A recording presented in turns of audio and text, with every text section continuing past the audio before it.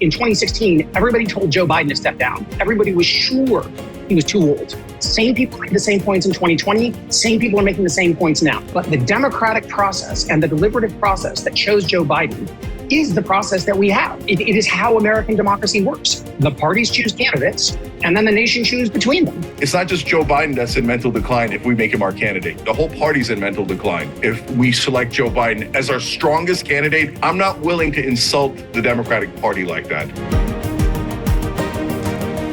All right, welcome to Counterpoints Friday. Ryan, we've got some great guests today on the biggest topic, I would argue, in the world right now, Yes, which probably. is the future of the American presidency and the presidency himself. Who do we have? So we're going to be joined by Dmitri Mehlhorn on the one hand, is a Democratic kind of organizer and megadonor who has been making the strident case in defense of Joe Biden as the best Democrat to take on Donald Trump to this day in the general election. And we'll also be talking with Cenk Uygur, founder of TYT, a man who probably needs no introduction to our audience. So let's bring in Cenk and Dmitri. Both of you guys, thank you so much for joining us. Really appreciate it. Thanks. Thank you for having us. By the way, I should say I'm not a major donor. I'm just a nice donor. I'm like a bundler type. It's my colleagues who are the major donors. Right. They're all you're pretty generous in your own right. Yeah, I'm generous, but I'm not mega. Right. So, and for people who are not familiar with the kind of the world of Democratic donor politics, Dmitri kind of represents Reid Hoffman and some other like major donors. Reid Hoffman, the LinkedIn billionaire who would qualify as mega donor. Yeah. And we're excited to have you, Dmitri, over in the independent media space here. Hoping to see more of you here. So let's start with you, Dmitri. You and I spoke a couple days ago, last weekend, about the state of the race. It looked at that point like Biden was done for, like at least from the conventional wisdom in Washington. But you were not persuaded by that, and you said, "Look, you guys are overestimating your ability to change the reality here, and the reality here is that Joe Biden feels like he's still the best candidate. He's going to stay in." Where are you today, and has anything changed about your perspectives since then when it comes to Biden's ability to win the general election? Yeah, and thank you, Ryan. Thank you for having me. A lot of times the question comes down to whether President Biden can do the job for 4 more years, and that's what it comes down to. But the question that I'm focused on is, what is the most likely way to prevent President Trump from having a second term? And to prevent President Trump from having a second term, from being elected, you need someone to be able to win the nomination of the Democratic Party and also beat Donald Trump in a general election. And for the last 5 years, there's only been one Democrat who's been anywhere close, and only one Republican who's been anywhere close to getting their nominations back. And so we've known for kind of 5 years that this was the most likely rematch. And we knew that both men would have some increasing challenges compared to last time. Biden and Trump, neither of them is the same man they were 4 years ago. And so the question is, did that debate fundamentally alter Biden's electability more than the things that we've learned about Trump and keep learning about Trump, like his criminality and so forth? So that is a real question. It's a fair question. But immediately after the debate, the swing voters seem to have not moved very much. The polls in each of the 3 closest battleground states have moved 3 points, maybe, more likely 2 if you look at the weighted averages for poll weight. And right now, Biden is still tied in electoral votes, ahead in electoral votes representing 251 electoral votes. And he's basically tied within the margin of error in states representing another 60 electoral votes. So the question is, who's better to win and whose decision is it? And if it's Joe Biden's decision, which it is, he won the nomination, then the burden of proof is not just to prove to me. You have to prove it to the standards of Joe Biden, who's heard these arguments in 16 and agreed with them, and in 20 and disagreed with them. And he was always right in those 2 elections, and everybody else was wrong in those 2 elections. So I think we should have some humility here. And Cenk, how would you prove it to Dmitri? Yeah, easy on many, many fronts. So number one, he's at 36% approval rating. No incumbent ever in American history, not just president, but at the federal level, has ever won when they're in the 30s in an election year. Number two, he was at +9 at this point in the election in 2020. Now he's in a best case scenario -3. That's 12 points to make up. His approval rating last time when he won and barely won the Electoral College was at 52 points. So he's 16 points behind in approval rating. These are all totally unrecoverable. It would be the most unprecedented political comeback in American history by a lot. And a guy in mental decline is going to pull that off. He's shown absolutely no ability to pull that off. In fact, I said that he would lose non-swing states months ago. And here we are. He's now losing 3 non-swing states. Now New Jersey and New York are in play. So guys, what is not in dispute is that Donald Trump is a terrible, terrible guy. And we're both trying to make sure that he doesn't win re-election. We just have a very significant difference of opinion on what is the best way to make sure Donald Trump doesn't win. And with Joe Biden, it's a lock. He's not going to pull off the greatest political miracle in American history. Okay, so those are all the numbers, and I can give you underlying numbers. He's lost Latinos, he's lost the youth vote, he's lost almost everything, right? So the idea that it's close is ridiculous. He has a near 0% chance of winning. So that's why I've been on a warpath for 9 months, because I'm like, how could you guys not see it? But all of that is a lead up to me asking Dmitri, is Joe Biden in mental decline? No, he is in physical decline. He's in physical decline.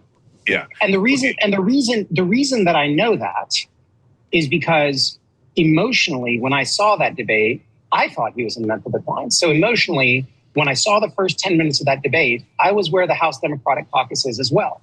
I engaged in a remote medical diagnosis, even though I'm totally unqualified, because I've seen people aging and I was worried that it was mental decline. So I followed up and found out that from everybody, including world-class brain experts that we've hired to assess both Biden and Trump for years, that this is consistent with motor decline. And the best evidence of whether there's mental decline is the job that he's currently doing. And the job that he is currently doing, we still, today, Joe Biden gets pulled in to be the closer in bipartisan negotiations. And we know from Kevin McCarthy's admission against interest that when he does that, he closes the deal and rolls them. We know that today, this month, he is pulled into international negotiations to close the deal. Our allies want him as the closer, personally. That's why he's working 14-hour days in war zones. I remember when I was an associate in McKinsey & Company 20 years ago, and I worked the kind of hours he's working, I would have moments like that too. And so the question is it age or ability? And the best evidence about whether it's ability is what kind of a job he's doing as president right now. And as presidenting goes, he's pretty good. No, the other thing about no, Dmitri, listen, first of all, I think it's the most obvious thing in the world that he's in mental decline. The great majority of Americans agree with me. And he himself admits he can't go past 8 o'clock at night. That's not a great job of presidenting. Sorry, it isn't. He can't go to the private meetings with the G7 leaders because he's too tired. He himself says all the time, besides which I don't even know what he's saying. He says he's the first black woman to serve with a black president. And that's after he had the questions handed to him, written out. These are the questions. All you have to do is answer them. We have to prove that you're not in mental decline. And he says, I'm the first black woman. Okay, so anyways, but Dmitri. By the way, you've met Joe Biden over the decades, right? I mean, I have, yeah. And and he's a disaster right now. He's an absolute disaster right now. But Dmitri, it doesn't really matter whether I agree or what I think or what you think. What I'm obsessed with is what do the American voters think? And that jury's in. You know, most of the polls have it around 72. One outlier had it at 80%. But even if you take the lower number, 72% of Americans think that he is not mentally healthy enough to serve. So we're going to run a guy that at a minimum, 7 out of 10 Americans think his brain is not functioning. And he needs to be president, the hardest job, for another 4 years. The minute we start chanting 4 more years, we lose the election. Dmitri, how do you put up a candidate that 72% of Americans say his brain isn't working? Yeah. So I do agree with your main point, Cenk, which is that the real question is what voters will think. And I agree with you that the voters have rendered a remote diagnosis of Joe Biden that is consistent with your impression and not with the impression that I've gathered from the people I've consulted. So I agree with all of that. The thing that I think when you get to the data about the swing voters, what you are saying is that you would still vote for Biden over Trump, but you don't think they will. And when you cite all these numbers about how badly Biden is doing, that is all just objective, like Biden versus Biden. And the other thing that is unprecedented that we've never had before is running against a convicted felon who launched an insurrection and is now attacking juries. And so the question is not, is Biden objectively, do people like or want him as the nominee?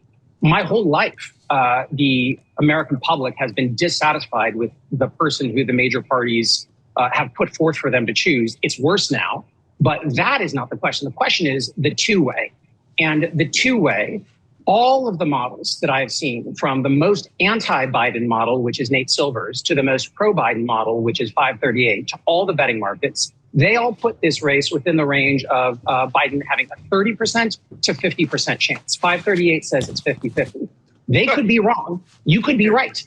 I'm just saying that all of the aggregators and all of the models looking at the polls disagree with you that his odds of winning are zero. And the swing voters who you are sure will not vote for Biden, when they see Biden and Trump side by side, it's the same choice as last time, except both men have new liabilities. Biden has shown something that people generally perceive to be performance-related aging, even though I disagree. And also, Trump has acquired his relation. He's bragged about Roe v. Wade.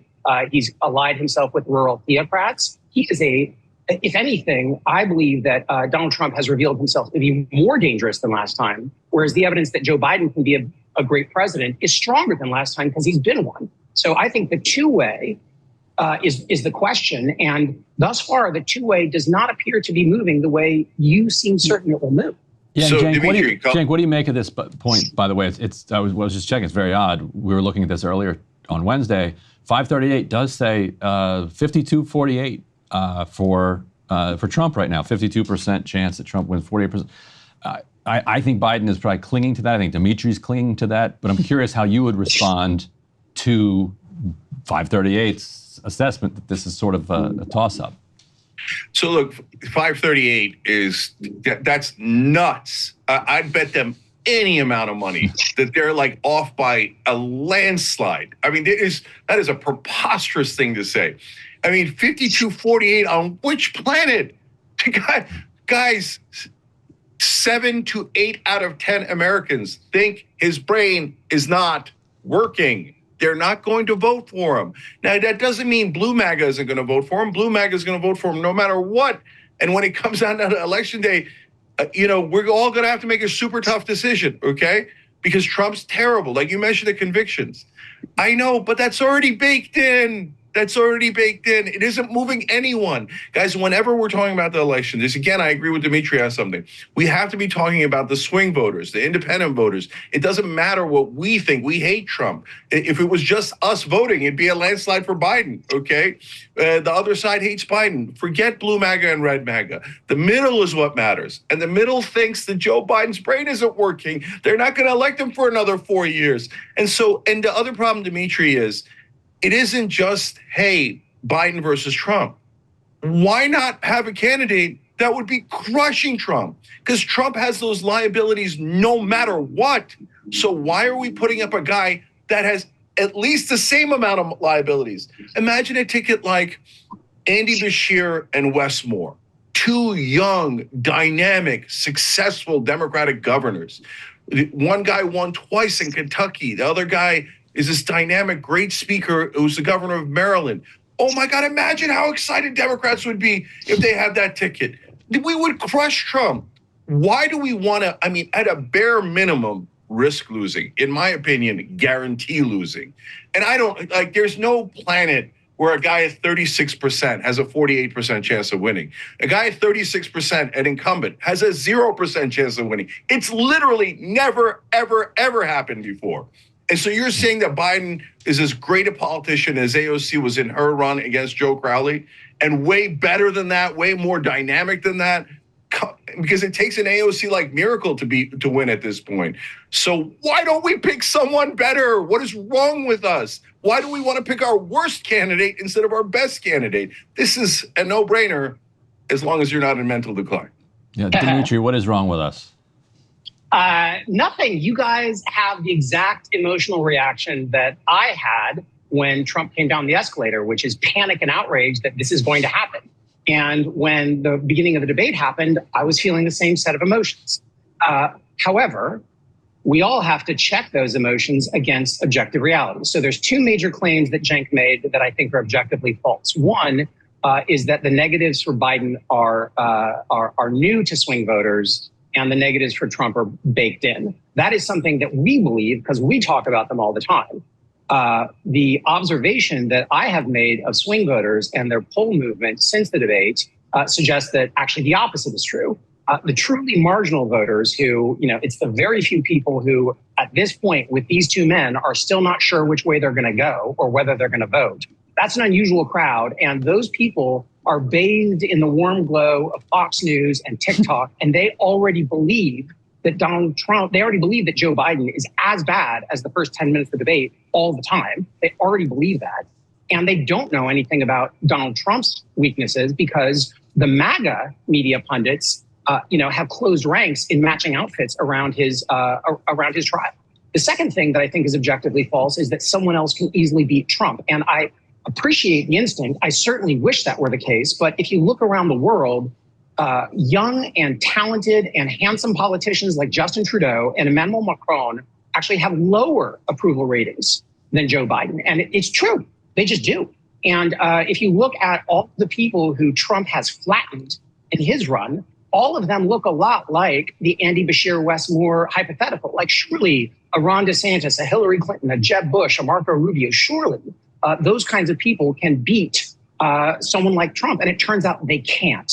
So I think we have to just be honest and recognize that regardless of our take on it, there is something about Joe Biden that prevents Donald Trump from running his preferred plays. His preferred plays are the system is irredeemably corrupt. The people in it are irredeemably corrupt. And the reason it's important that you stop their corruption is because they're attacking Christianity and they're attacking white people and they're attacking men and they're leftist radicals. And all of those things, Donald Trump and his movement choke on trying to make that happen with Biden. Donald Trump got impeached to try to make people think that Joe Biden was corrupt. They've spent so much energy, it doesn't work. I think we just have to recognize in this environment, as much as I have imagined, Wes Moore and Gretchen Whitmer and Josh Shapiro and Andy Bashir, the bench is great, but we will have 4 months. If Joe Biden and Kamala Harris, if the Biden-Harris ticket were to release their delegates right now, there would be a scramble. And during that scramble, the other side would be demonizing Bashir and Moore, whoever we put up. And if you didn't like what happened to John Kerry in 2004, do not watch as your dream candidate of the future gets destroyed as they're being introduced to the American public. Cenk, I want to throw that back to you with also the question about whether this polling dip that we've seen is potentially temporary. If, let's just take the fantasy of Democratic elites right now, Joe Biden does a great speech, or the White House, I should say. Joe Biden does a great speech at NATO. He has this great press conference. He just nails it, knocks it out of the park. The dust kind of settles. People see it's not as bad as maybe the debate made it look, and the polling recovers. Is there a possibility of that? And then also respond to Dmitri's points about the other candidates as well. All right, let me one step at a time here. So first, there is no chance of recovery. He's losing New Jersey. We're having a fantasy conversation over here. He's losing New Jersey, and he's in obvious mental decline. He's not going to, even Democrats acknowledge there's no way in the world he makes it 4 years. So we're asking the country to vote for a guy that we all know isn't even going to make it 4 years in terms of being mentally healthy. That's nuts. That's totally nuts. So in terms of the ability to make a comeback, I wrote all the way back in like 2006 about how Tim Russert was wrong on Meet the Press about his narrative of comeback for George W. Bush. I'm like, you just made that up. This brother doesn't have a narrative of comeback in him. He's not capable of it. He's not smart enough. And all that George Bush did from 2006 to 2008 was slide in the polls because he was a disaster. And And we were right about that. People want to wish a narrative of comeback into reality sometimes. Joe Biden is not like George W. Bush. He was a perfectly competent person for most of his career, whether I agreed with him or disagreed with him on policies and those great deals that Kevin McCarthy brags about. Of course he brags about it. Joe Biden, his entire career has been handing Republicans every deal they ever wanted. His idea of a compromise is you get 95%, I get 5%. But that's my policy difference with him. But at least he was sharp and he got those things done. That's not his issue now. His issue is massive, obvious, blatant mental decline, let alone the fact that he thinks that his uncle was eaten by cannibals. He's always had a problem with sticking to the truth. So this is not if you think this is the best candidate that the Democrats have, you are greatly insulting the Democratic Party. No, the Democrats have tons and tons of way better candidates. And look, Dmitri, I get it. It's not like there's a fantasy world where you put up Bashir, Moore, Whitmer, whoever it is, and the Republicans are like, you know what, we're just not going to run against them. Of course they're going to try to smear them, of course. And will that have some degree of effect? Of course. Will it be a little bit of risk? Of course. But the much greater risk is losing New Jersey. The much greater risk is not just a loss, Dmitri, but a landslide where Donald Trump gets to walk out there after the election and say, I just won all of Congress and I just want a landslide victory past the swing states that nobody thought I could do. That means I have a mandate to do whatever I want. And that is definitely the direction that we're heading. Last quick thing on Trudeau and Macron. No, when they were young and energetic and new, they won. They're losing now because they're the incumbents. People hate incumbents. All across the world, people want change because we live under corporate rule and they know it in their gut. So this is divorced from Biden's particular situation, but that's another giant anchor that is dragging him down. Everything that goes wrong in the country is blamed on the incumbent. It's an easy pickings for the Republicans to attack. Bashir and Moore and Whitmer and Shapiro, they don't have those problems. So what are they going to do? They attack them on the problems of Kentucky? First of all, Kentucky's doing great under a Democratic governor. So the risk is infinitely higher by sticking with Joe Biden than it is with coming with a dynamic new team that also, by the way, has the advantage of two more advantages. One is, again, Dmitri's not totally wrong about a lot of Biden's problems are also baked in. A lot of people thought his brain was melting earlier. That's not a great thing. That's not a thing to brag about. And so Bashir or whoever it is would not come in with those baked in problems. They wouldn't have the incumbency problem and they wouldn't start out in a hold and they would start. And the whole country, Dmitri, this entire election has been begging for another candidate. They don't want these two. Imagine if by a miracle, the Democrats gave them what they wanted, a different candidate and someone who was young and successful and could obliterate Donald Trump in a debate. Put me against Donald Trump in a debate and watch me humiliate him. Instead, we had a guy who lost to him. Why are we doing this to ourselves? Why not pick someone better? And Dmitri, to his point real quickly about New Jersey, in the spring, we don't have many polls, not many high quality polls, but in the spring, Biden in New Jersey was up about 5-6 points with Kennedy polling, high single digits. There was a poll in late June that has Trump 41, Biden 40, RFK Jr. at 7%. Respond to anything else Cenk said, but I did just want to say, so that is the Jersey poll. How nervous does it make you to be talking about New Jersey in July of 2024? So there are many things. Obviously, Cenk and I have been both in our own ways trying to resist this fascism, this fascist movement. And so this is the first time we've really talked about it. And I think there's a number of things about which we disagree. Probably the easiest thing to do rather than dealing with all of it is just to quickly say two things and then get to the main point. Number one, I actually don't worry about New Jersey. I agree with Cenk that a landslide win would be bad, but I also think a narrow win would be bad. I think if the United States of America hands power to that movement, the Trump movement, with all of its criminality and all of the Project 2025 stuff, we're not getting it back because the Supreme Court and Congress do not have an army and Trump will. So my version of this is as bad as it is to lose in a landslide, just losing to that man is equally bad. In terms of the issue about replacing Biden with someone else, I mean, Rishi Sunak replaced Liz Truss and it didn't matter. The incumbent's still the incumbent and a replacement doesn't work. But the main point is, let's just for argument's sake stipulate that everything Cenk fears is true. Let's assume that Joe Biden is very, very much, he's like Yoda on his deathbed in Return of the Jedi. Sometimes lucid, sometimes not. Just assume that, okay? If he gets a call at 3 a.m. and he's disoriented like that in your world, he will pull together a group of people and they will make a decision. If Donald Trump gets a call at 3 a.m. in 2027, the downside risks are quite high. He could launch a nuclear strike, literally. I mean, that is more than within the realm of possibility. And America can see the difference. They can see the difference between, in Return of the Jedi, Jabba the Hutt was quite vigorous and people would choose Yoda. So that's the point is even if you are right, and by the way, the most bearish model on Biden's odds is the new Silver report, and that's 30%. So even if I concede that the 50% number is wrong and the betting markets are wrong at 40% and you're right, it's still 30%. And that's worth fighting for. We have to get to, I think, one of the, maybe Ryan and I agree on this. I think the most important question here, which we addressed a little bit at the beginning, the difference between mental and physical decline and whether Biden is in physical decline. And we do have a clip mashup that I want to get you both to respond to here. Let's roll this next element. This is Biden with George Stephanopoulos and in some other places. Let's watch. Nobody said anything except me and the folks out there in the local race, he said, I did nothing to stop Russia's invasion of Ukraine. In fact, he said, I think I encouraged Russia from going, I think he encouraged Russia going in. I mean, I'm reading from the list of lies.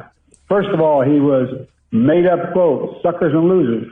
I was with it. He called the Americans in the cemeteries from World War I suckers and losers. And so this guy's going to have to start to answer for what he did. I'm not letting.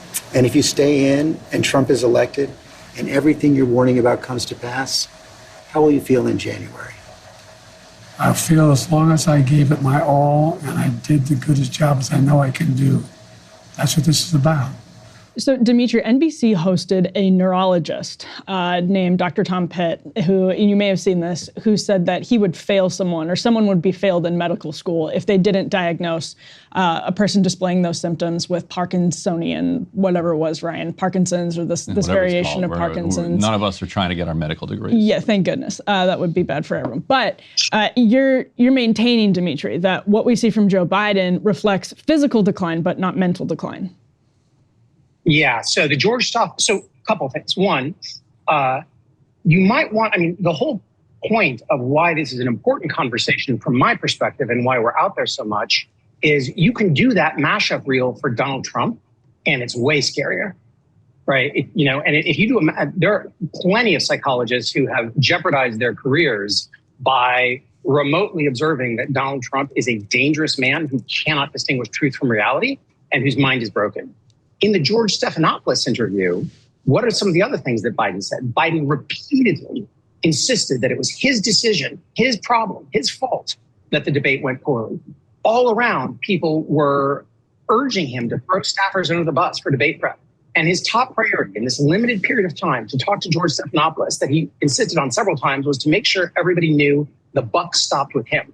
That is why he is a good president. That is why he builds a good team. That is why people trust him. That is why international leaders trust him. That is still true.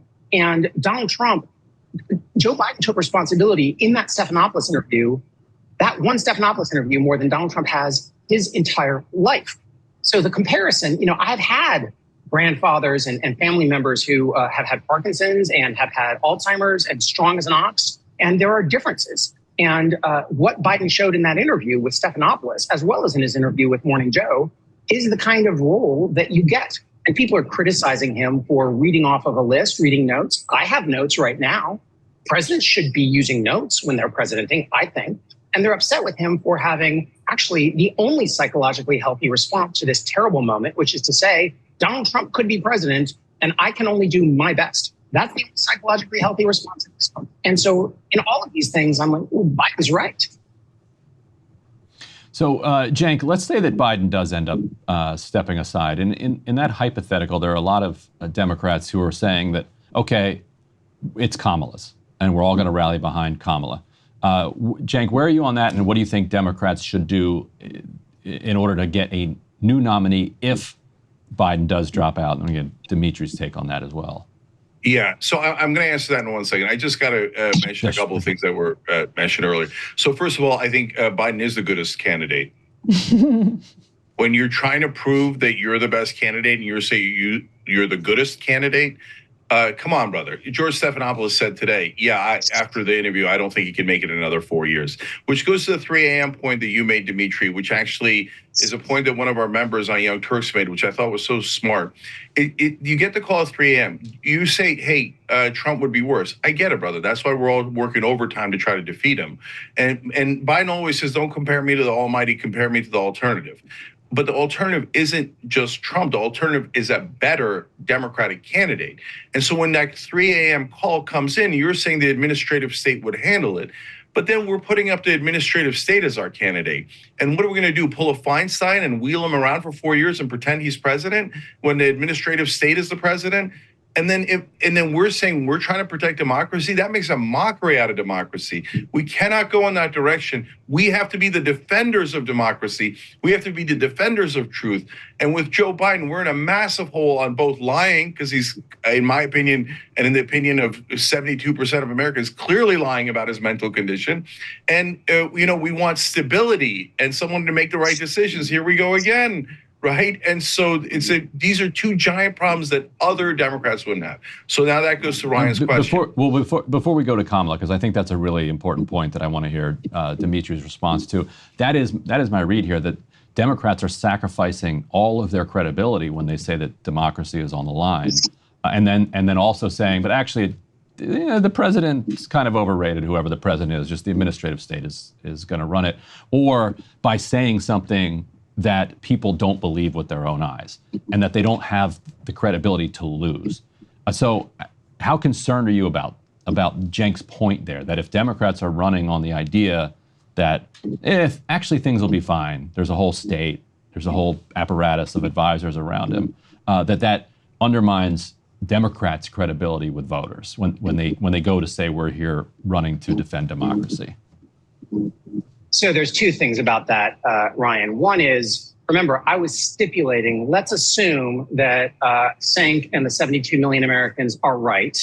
And let's assume all that. Even then, the team around Biden and the instincts of Biden, the instincts to take personal accountability. If you guys are right that he's lost it, then even his lost it state, his instincts are to take personal accountability. That's significant.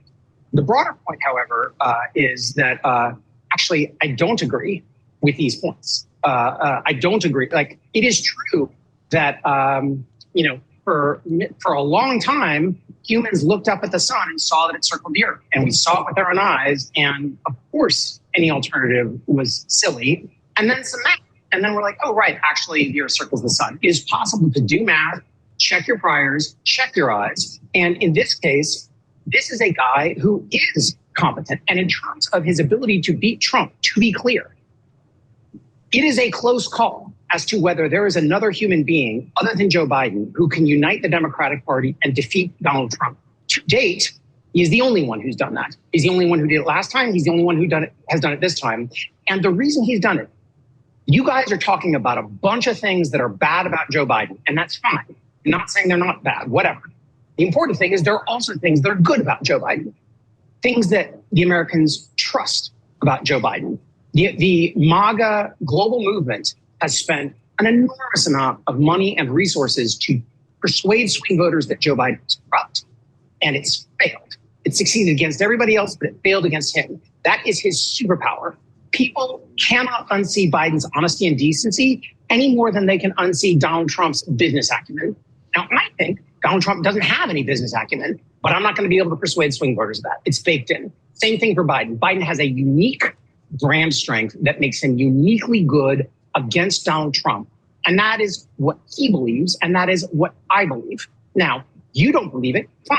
But remember, it's his decision. He was the nominee. So I am not saying that I very much believe that the presidency is at stake. I very much believe that which of these two presidents is president matters greatly. I very much believe that Biden is the sort of person, even if he was all the things Cenk said, he's the guy who keeps a Trump prosecutor in place to put his own son in jail. He's the guy that sits for a deposition with Robert Hur, even when our ally is being attacked on October 7th.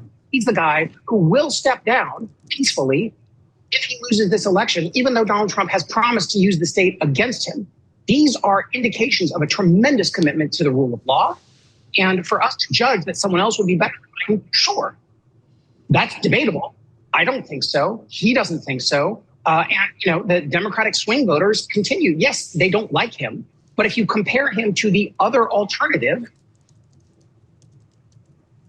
Cenk, any response to that, or should we talk? Real quick. Guys, Trump's two biggest problems, like we all agree and have said before, is he's a giant pathological liar. But now the country thinks Joe Biden is lying about his mental health. A huge percentage of the country thinks that. Up to 80% of the country thinks he's lying about his mental health. So there goes your advantage against Trump. In fact, when they poll it, now more people think Biden's lying. So why are we giving away all of our advantages? The second giant problem with Trump is that he won't let go of power. That's why we had January 6th and his coup plot and all of that. And what's Joe Biden doing now? He won't let go of power, even though he's clearly the worst candidate for the Democrats. So there goes our two best talking points. And look, Dmitri, you could easily, like you said, the business acumen for Trump is baked in. That's not true. Put up a candidate that is tough. Like, for example, look, I could tear down his business acumen in one debate. I could totally and utterly embarrass him and create a giant national conversation about what a loser he is, how he went bankrupt 6 different times, that he couldn't manage his way out of a wet paper bag. He's daddy's little boy, and he lost daddy's $400 million. Then he lost his second daddy's $400 million. That was the money that Jeff Zucker gave him through The Apprentice. The biggest loser in business history in America. Why didn't Joe Biden say any of that? Why don't they actually fight him? And instead, Joe Biden said that he was going to defeat Medicare during the debate. This is madness, total, utter madness. And as I said last night on social media, it's not just Joe Biden that's in mental decline if we make him our candidate. The whole party's in mental decline if we select Joe Biden as our strongest candidate. I'm not willing to insult the Democratic Party like that. And so that's where I'm at with that. Now, in terms of Kamala Harris, we want to make the same mistake again. We want to anoint. Stop anointing. The Democratic leadership, honestly, I think are a bunch of morons. You want those guys to pick the best leader? They almost always pick the worst candidate. They picked Hillary Clinton and they were positive she was going to win. What happened? You lost. You don't know what you're doing. And not only did you lose, you lost to an imbecile. It's humiliating. And here you are again, losing to an imbecile. And an imbecile who tried a coup against America, who has the 34 felony convictions that people love to talk about. But yet the Democratic leadership, in their infinite stupidity, are still losing to him, and now might lose to him in a landslide. No, I don't want a Democratic leader anywhere near anointing a leader. And I don't care, oh my God, she's the VP. That has nothing to do with the candidacy. That's just for the presidency. So if something, God forbid, happened to Joe Biden, then she's the president. That's great, of course. There's no question about that. But in terms of the candidate, for once, why don't we pick the strongest candidate? These are the delegates at the convention, are all Joe Biden delegates. Don't worry, they're not going to pick a progressive. They're not going to come within continents of a progressive, okay? There's no way it's Bernie or anyone in that camp. They're just going to pick between 2 corporate Democrats. Everything's going to be okay, But that's like the last piece of democracy we have left. At least let the delegates decide instead of a bunch of 80-year-olds in a closed room somewhere that go, what do you think? I don't know. Let's pick somebody like Joe. No, let the delegates decide. Dmitri, isn't there a possibility that by letting a public that is hungry for some type of relationship with its government, letting the public have that through an open convention, could break something, could kind of break the spell that Donald Trump has over his ability to just kind of dominate the airwaves, and could connect the public to the Democratic Party through the spectacle of an open convention? So all of you are making assumptions about the way that the American public chooses its president that are assumptions that I do not hold.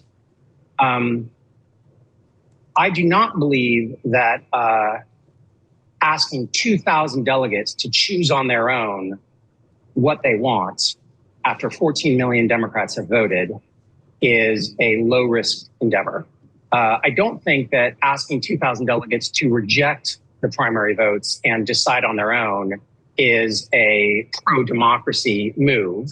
And I don't think an open convention in Chicago that manages to get the incumbent to step down is guaranteed to keep the White House. In fact, I'm pretty sure that's how Richard Nixon won in 1968 exactly. So the question is not whether Cenk and I can persuade a roomful of people that are rational that Donald Trump is a business failure. It is that I have tried that, as did the Hillary campaign, as did the Biden campaign, and it doesn't work. We break our pick on that when we're in front of a general audience because they can't unsee the brand of The Apprentice. Similarly, the MAGA media has spent, I think, over $1 billion, if you include government action, persuading the public that Joe is corrupt. And maybe they think he's lying about health right now, but in general, swing voters do not believe it. So there are some things that cannot be unseen in this electoral environment. And again, I think you have to be conscious of what's happening with the bad guys, right? The misinformation that is going to come at the nominees in an open convention, as we're all debating those 2,000 delegates. The thing about those 2,000 delegates is they are much more susceptible to your influence than the 14 million voters are. And so really the question is, are we doing the same thing are we doing the same thing in 2024 as we did in 2016? And Cenk is saying that I'm the one who's making the mistake. And I'm saying, no. Everybody told in 2016, everybody told Joe Biden to step down. Everybody was sure he was too old and for all sorts of personal reasons, unfit to either be the nominee or the president. They told him that in 2016. And he engaged in the selfless act of stepping away from a life's work because he believed them. And the entire world suffered because they were wrong. Same people made the same points in 2020. Same people are making the same points now. Now, I know new people are making those points as well, so it's not a universal indictment. But the democratic process and the deliberative process that chose Joe Biden is the process that we have. It is how American democracy works. The parties choose candidates, and then the nation chooses between them. The nation's never happy, but you have to actually be able to win the Democratic Party nomination and beat President Trump in order to be a defense. And the idea that if Joe were to release his nominees and we had an open convention, fine. The idea that it's someone other than Kamala is, again, like, that's just not how this is going to work. This is going to be Kamala's. Why do we always insist on picking the weakest candidates? Why don't we just have a real competition? And Cenk, maybe you are saying real competition, meaning the process you want. You're saying we've had a process to choose a Democratic Party nomination that has been this way for decades. And now we, the media folks, are certain that it's wrong. So we want to break it, completely break it, take away the votes from those 14 million, give it to the 2,000. And then not only that, we want to break some more rules and insist that they don't do what their natural default is, which is go to VP Harris. So we alienate all the Biden people. We alienate all the Harris people. There are no Biden people. You are just living in a bubble, my friend. That is not true. No, Dmitri. Every Biden person would vote for whoever the Democratic candidate is, period. There's not one Biden voter who would leave the Democratic Party because it's a different candidate. And you different. No, you're a different thing, Cenk. You're saying you would still vote for Biden over Trump. So that's not the question. The question is, will there be Democrats who will be furious if there's a movement to overturn the votes for Biden? And then that movement also kicks out Harris. The minute that happens, you are, by the way, the Republican Party, I will tell you this, Cenk, if I could get Fox media elites and Republican elected officials to have this degree of conversation about Donald Trump, we would beat him by 10 points. He is a much more obviously worse candidate now than he was 4 years ago.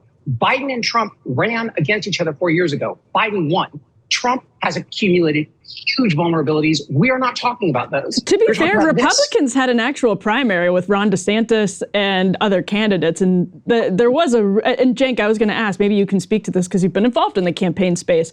Democrats did not do that this time around with Joe Biden, and there's a sense actually among some people that there wasn't really ever a primary, there wasn't really ever a debate about Joe Biden, despite public polling that showed a significant chunk of Democrats and independents were looking into other candidates and were interested in other candidates.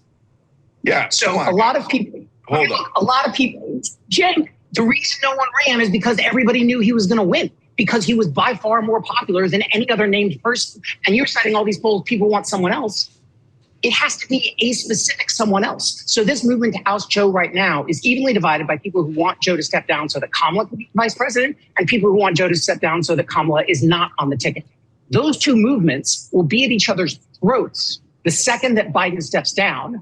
And that has been the case since day one. You can have a primary against a sitting incumbent like Ted Kennedy did against Jimmy Carter.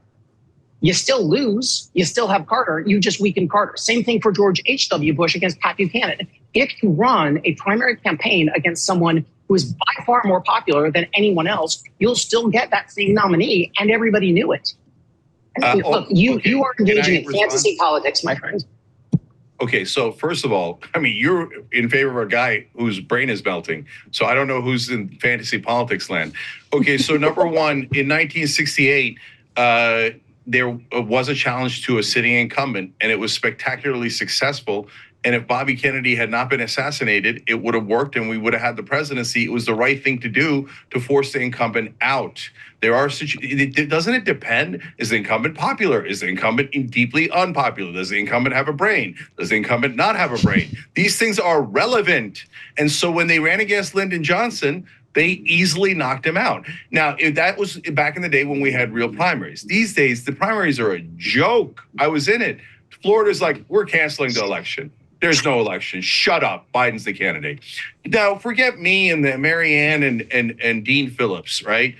Although Marianne got into like 12, that's a giant number. The people that were in the debates in 2020 on the Democratic side were at 2%, 3%, 1%. And by that metric, we should have all been in the debate, including me.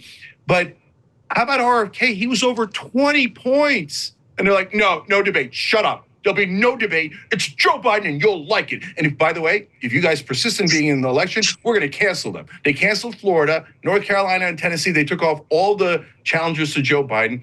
The DNC is an obvious joke. Everyone at the DNC is picked by Joe Biden. They're all going to get fired if Joe Biden isn't the candidate. So they're hanging on for dear life. They care about their checks much more than they care about the voters. This is insanity. Look, we're talking about democracy and risk. So those are the conversations we were just having. So number one on risk, you're always going to have some risk.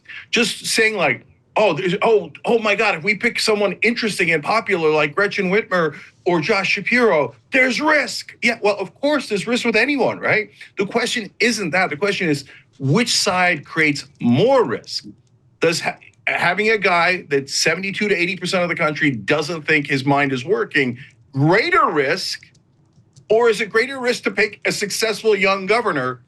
No, of course it's a greater risk to pick the guy who's 81 and the country doesn't think is functioning. Of course it's a smaller risk if you pick a successful, great, energetic, young Democratic governor. That is a smaller risk. It is inarguable.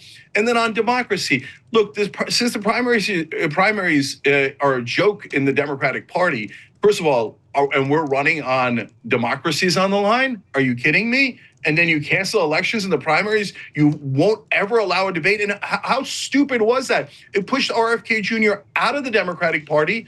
Now he's an albatross around our neck in the general election because of the idiocy of the DNC that pushed him out. Why don't you just have a debate? And if Joe Biden's this dynamic guy you're talking about, he would eviscerate RFK, right? And guys, think about it. If they had a real debate with Bobby Kennedy, Marianne, Dean Phillips, myself, and Joe Biden, right?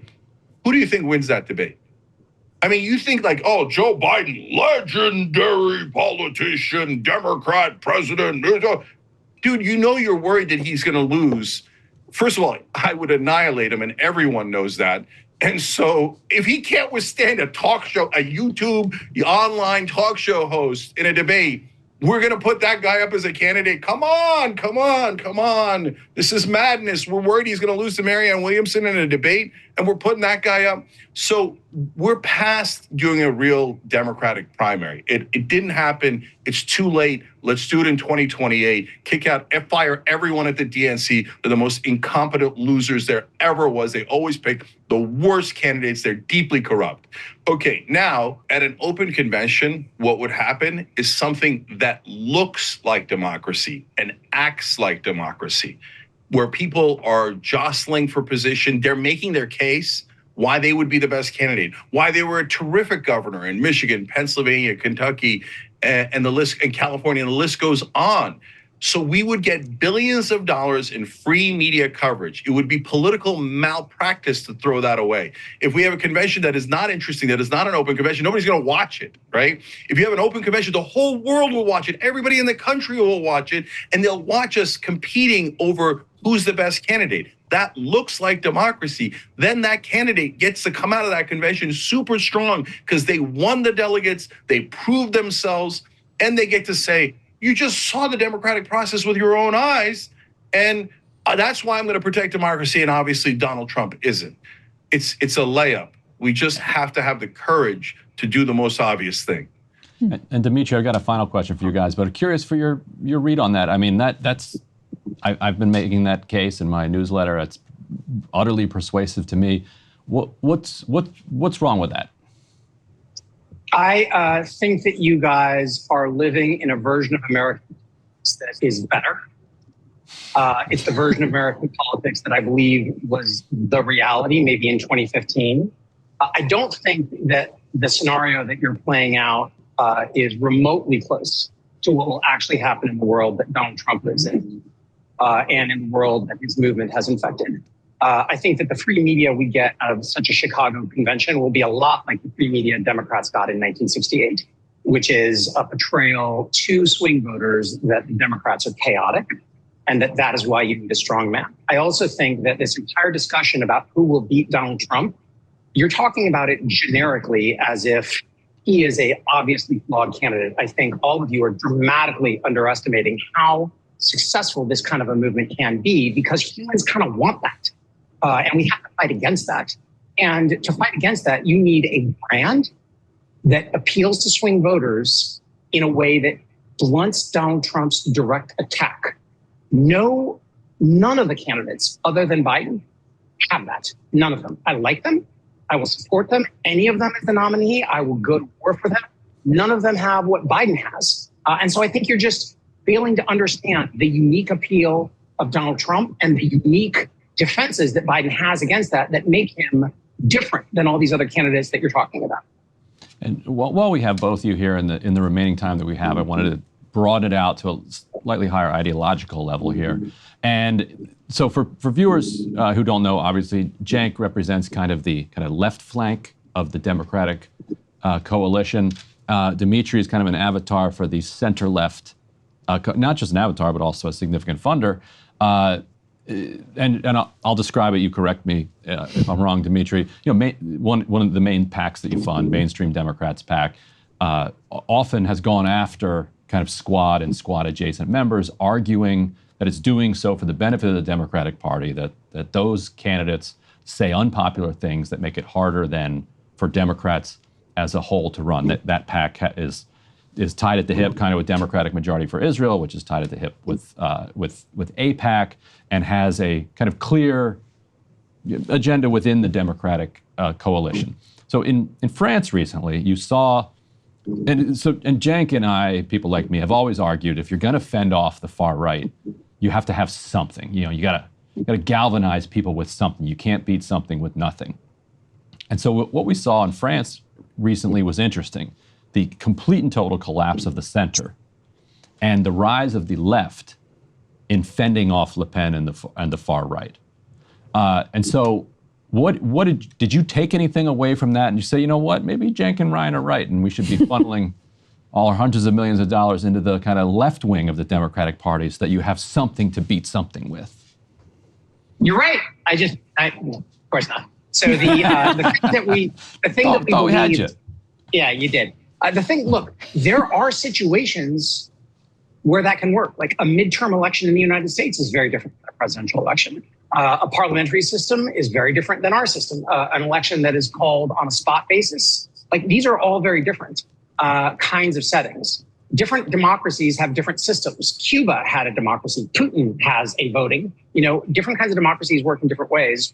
Our democracy works in this way. The parties choose nominees. The public chooses. In a presidential election, in this presidential election, there's about 5 million voters in about 4 or 5 states that are actually going to decide this whole thing.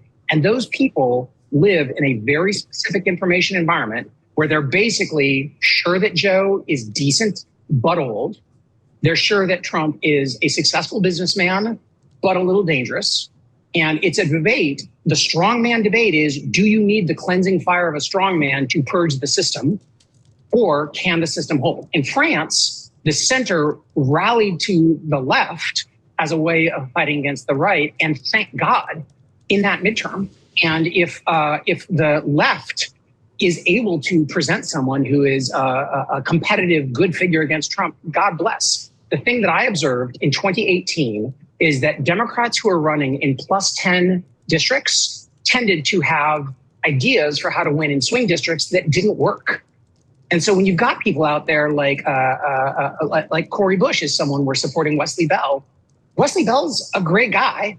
Cori Bush wants to actually defund the police. That is a very unpopular position. We have a sitting member of Congress who says there shouldn't be any police forces. That's deeply unpopular across the board. That is the kind of argument that the right makes when they say Joe Biden's weak. Look who's behind him. Cori Bush, a member of Congress, actually says we shouldn't have police. That's the sort of thing that we just have to beat, have to manage in order to win in this country, in this kind of an election. Cenk, any response? Yeah. Okay. Yeah, I have a lot of response. Number one, the reason why they're spending millions upon millions of dollars against Cori Bush isn't because she wants to defund the police. It's because she wants to defund Israel. Keep it real. That's hey, can I just on that? I think, just to be clear, one thing that you said, Ryan, we do not like AIPAC. We do not agree with AIPAC. And when Democratic Majority for Israel asked us to support them, we said no, because you're affiliated with AIPAC. And I think Bibi Netanyahu is a war criminal. Okay, so just to be clear, okay, that is not why I'm opposing. Yeah, it's DMFI's relationship that has, and yeah, Cenk, too, in Dmitri's defense, I guess I would say he's been gunning for Cori Bush long before October 7th. Right. I was also gunning for Bob Menendez, who's pro-Israel. Yeah. So just on that particular thing, like I just want Democrats out who are terrible for our brand. And the two that we focused on were Cori and Bob. No, Dmitri, I get it. And it's nothing personal about you at all, right?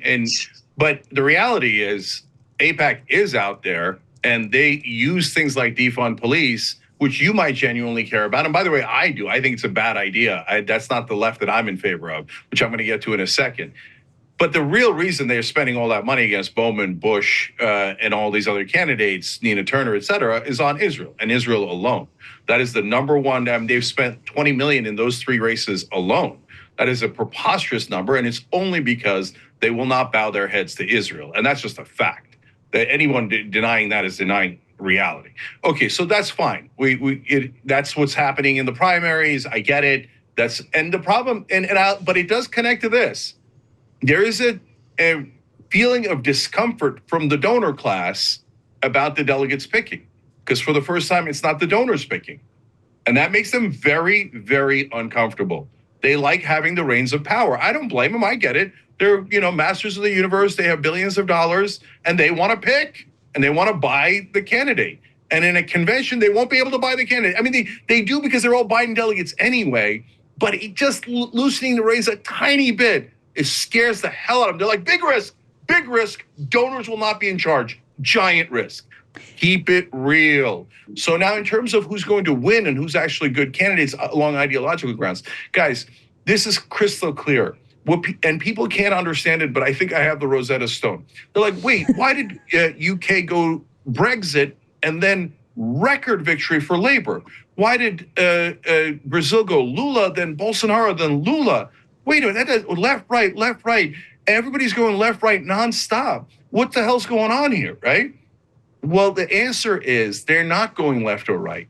They're going for change because everyone hates this corporate system that we all live under. And they know in their bones that the politicians serve the donors all across the world, and they serve corporations and their interests because they have all the money. So the minute anyone raises their hand on the right or left and says, I'm a populist and I'm not serving those guys, boom, they skyrocket up and win. That party that won in France, it's existed for only a month. And they didn't win because they're radical left on social issues. They won because they're a difference. They're not the incumbents, they're change.